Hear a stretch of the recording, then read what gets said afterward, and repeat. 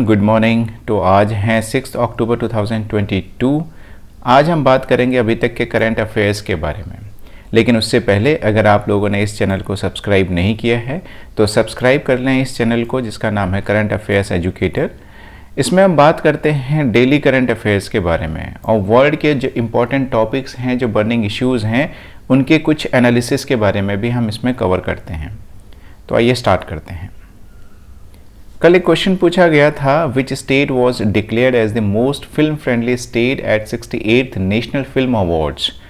जो राष्ट्रपति मुर्मू जी के द्वारा 68th नेशनल फिल्म अवार्ड्स को दिया गया था अलग अलग कैटेगरीज में अलग अलग लोगों को, तो उसमें एक अवार्ड दिया गया था बेस्ट फिल्म फ्रेंडली स्टेट। मतलब वो स्टेट जो फिल्म प्रमोशन के लिए, वहाँ पे शूटिंग के लिए और फिल्म से रिलेटेड एक्टिविटीज़ के लिए काफ़ी फ्रेंडली हो, ईजी हो जहाँ पे शूट करना और काम करना। तो वो अवार्ड का दिया गया था मध्य प्रदेश को। जो कल न्यूज़ में था बहुत ज़्यादा, वह है नोबेल प्राइजेस। केमिस्ट्री के अंदर अनाउंस किया गया था। जैसे हम जानते हैं कि आजकल रोज़ ही अलग अलग कैटेगरीज़ के अंदर नोबेल प्राइजेस को अवार्ड किया जा रहा है। तो कल केमिस्ट्री के लिए नोबेल प्राइजेस का अनाउंसमेंट हुआ था। तो ये भी फिर से जॉइंट रूप से 3 लोगों को दिया गया है, कैरोलिन आर बेटोजी, मॉर्टेन मेंडल और के बैरी शार्पलेस। तो ये के बैरी शार्पलेस को ये दूसरी बार मिला है। 2001 के अंदर इनको फर्स्ट टाइम मिला था ये नोबेल प्राइज़, इस बार इनको सेकंड टाइम मिला है। तो ये 3 लोगों को केमिस्ट्री में ये अवार्ड डिक्लेयर हुआ है। ये दिया गया है इनको किस चीज़ के लिए? ये साइटेशन है, for the development of click chemistry and bio orthogonal chemistry. तो इस चीज़ के लिए इनको तीनों को ये नोबेल प्राइज़ दिया गया है। नोबेल प्राइज़ की इन जनरल अगर हम बात करें, थोड़ा सा इन्फॉर्मेशन आपको भी इसकी होनी चाहिए कि नोबेल प्राइज़ कितनी कैटेगरीज में दिया जाता है और अभी तक कितने नोबेल प्राइजेस दिए जा चुके हैं और उनको कौन देता है। तो जनरली इनको 6 कैटेगरीज के अंदर दिया जाता है, जिसमें केमिस्ट्री, फिजिक्स, मेडिकल या फिजियोलॉजी, इकोनॉमिक्स, लिटरेचर और पीस, ये 6 कैटेगरीज के अंदर नोबेल प्राइजेस दिए जाते हैं। लेकिन इन 6 कैटेगरीज में से ये जो 5 कैटेगरीज हैं, केमिस्ट्री, फिजिक्स, मेडिकल, इकोनॉमिक्स और लिटरेचर, इनको दिया जाता है स्वीडन में। और जो पीस वाला है, पीस कैटेगरी के अंदर नोबेल प्राइज़ ये दिया जाता है नॉर्वे में। तो ये एक डिफरेंस है। 1901 से 2021 तक अभी तक 600 नोबेल प्राइजेस दिए जा चुके हैं, 609 नोबेल प्राइजेस। तो इस बार 2022 के अंदर अलग अलग कैटेगरीज के अंदर इनका अनाउंसमेंट हो रहा है। तो इंडिया में अभी तक किसको किसको नोबेल प्राइजेस मिल चुके हैं? रविन्द्रनाथ टैगोर 1913 में साहित्य में इनको मिला है, यानी लिटरेचर में। डॉक्टर चंद्रशेखर वेंकट रमन 1930 फिजिक्स में, भौतिकी। और मदर टेरेसा 1979 शांति, पीस। सुब्रमण्यम चंद्रशेखर 1983 भौतिकी यानी फिजिक्स। डॉक्टर अमर्त्य सेन 1998 अर्थशास्त्र यानी इकोनॉमिक्स। डॉक्टर हरगोविंद खुराना 1968 विज्ञान यानी इनको मेडिसिन। राजेंद्र कुमार पचौरी 2007 शांति यानी पीस। वेंकट रमन रामकृष्णन 2009 रसायन यानी केमिस्ट्री के अंदर। कैलाश सत्यार्थी 2014 शांति, पीस, जिसमें मलाला यूसुफजई को भी मिला था पाकिस्तान से।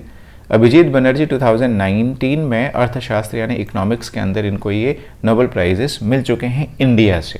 कल के इंटरनेशनल अफेयर्स की बात करें तो एक इवेंट बहुत इंपॉर्टेंट था, खास तौर से इंडियंस के लिए जो दुबई में या यूएई में रह रहे हैं उनके लिए।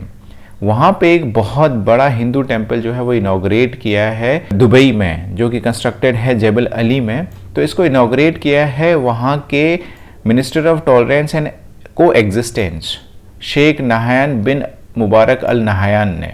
इंडिया के जो एम्बेसडर थे वहाँ पे संजय सुधीर, वो भी साथ में थे इनॉग्रेशन में, उन्होंने भी इसको इनॉग्रेट किया है। नेशनल अफेयर्स में जैसे कि हम जानते हैं प्राइम मिनिस्टर मोदी हिमाचल प्रदेश के दौरे पे थे, तो उन्होंने कुछ प्रोजेक्ट्स को इनॉग्रेट किया और कुछ का वहाँ पे फाउंडेशन स्टोन रखा, यानी नींव रखी आगे बढ़ने के लिए। जैसे कि एम्स बिलासपुर बन के तैयार हो गया है, इसकी कॉस्ट थी 1470 करोड़। और प्रधानमंत्री मोदी ने कहा है कि इसको हम कह सकते हैं कि ग्रीन एम्स है ये, क्योंकि यहाँ पे ग्रीनरी इतनी है और एनवायरनमेंट फ्रेंडली जो है यहाँ पे एक्टिविटीज़ हैं। मेडिकल डिवाइस पार्क का वहाँ पे इन्होंने एक फाउंडेशन स्टोन रखी है जो कि नालागढ़ के अंदर है, और दूसरी फाउंडेशन स्टोन रखी है government hydro engineering college Bandla में। डिफेंस मिनिस्टर राजनाथ सिंह ने दशहरे के मौके पर औली में उत्तराखंड में मिलिट्री जो बेस है वहाँ पे शस्त्र पूजा की थी। Minister of state culture ministry यानी मीनाक्षी लेखी जी जो हैं, उन्होंने इनॉग्रेट किया मेला मूवमेंट्स को दिल्ली में, ताकि जो लोग हैं, यूथ है स्पेशली, उनको इनकरेज किया जा सके मेला, जो मेले होते हैं हमारे फेयर्स होते हैं, उसमें मैक्सिमम पार्टिसिपेशन के लिए। नेशनल अफेयर्स में ही एक और इम्पॉर्टेंट न्यूज़, सविता कंसवाल जो कि पहली महिला हैं भारत से, फर्स्ट विमेन जिन्होंने क्लाइम किया माउंट एवरेस्ट और माउंट मकालू, इन दोनों माउंटेन्स को 16 दिन के अंदर में।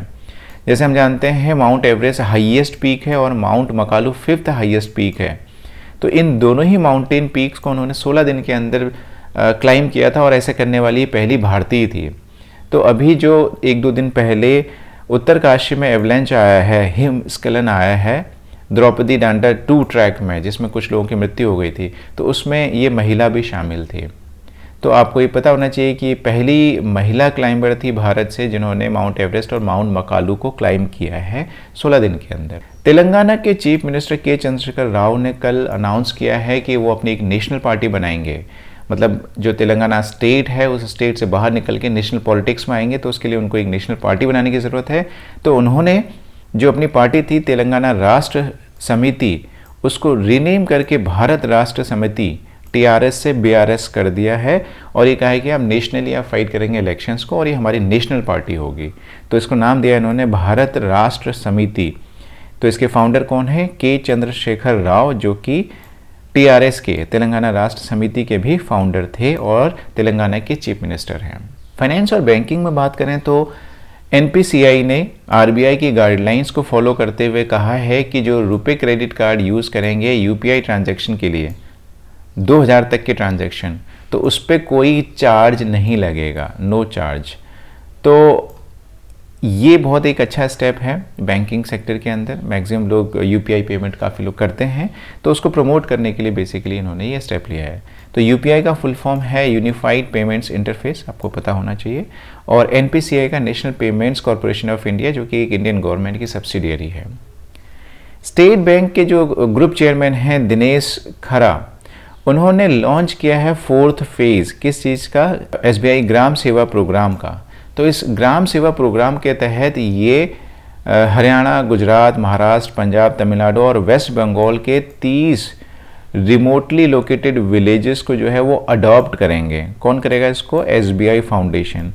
तो ये 30 जो गांव हैं इन अलग अलग स्टेट्स के अंदर, इनको SBI ग्राम सेवा प्रोग्राम के तहत अडॉप्ट करके वहाँ पे जो मूलभूत सुविधाएं हैं, बेसिक एमिनिटीज़, फैसिलिटीज़, वो डेवलप करने की कोशिश की जाएगी। स्पोर्ट्स की अगर हम बात करें तो international hockey federation FIH, federation international D hockey, जिसको इंटरनेशनल हॉकी फेडरेशन भी कहते हैं, इन्होंने goalkeeper of the year declare किया है इंडिया के 2 लोगों को, मेल और फीमेल दोनों।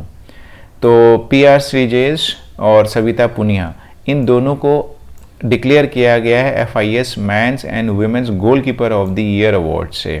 तो इसका हेडक्वार्टर कहाँ पे है FIH का? Lausanne, Switzerland.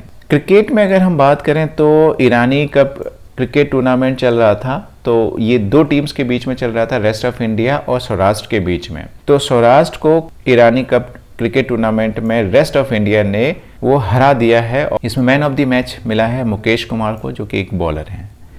क्रिकेट में ही दूसरी न्यूज़ है, जैसे हम जानते हैं लीजेंड्स लीग क्रिकेट LLC ये चल रहा था टूर्नामेंट, जिसके अंदर जो सीनियर प्लेयर्स हैं, रिटायर्ड प्लेयर्स हैं, ये खेल रहे थे। तो इसमें इंडिया कैपिटल्स ने पहले बैटिंग करते हुए भीलवाड़ा किंग्स को 104 रन से हराया है और इस टूर्नामेंट को जीत लिया इसके साथ ही इंडिया कैपिटल्स ने। इसके साथ ही खत्म करते हैं आज के करंट अफेयर्स के इस सेशन को इस क्वेश्चन के साथ में। आपको ये बताना है कि यूनाइटेड नेशन सिक्योरिटी काउंसिल में टोटल कितने मेंबर्स होते हैं। अगर ये आप बता पाएँ कि कितने परमानेंट मेंबर्स होते हैं, कितना नॉन परमानेंट मेंबर्स होते हैं, तो ये एक बहुत अच्छी चीज़ है।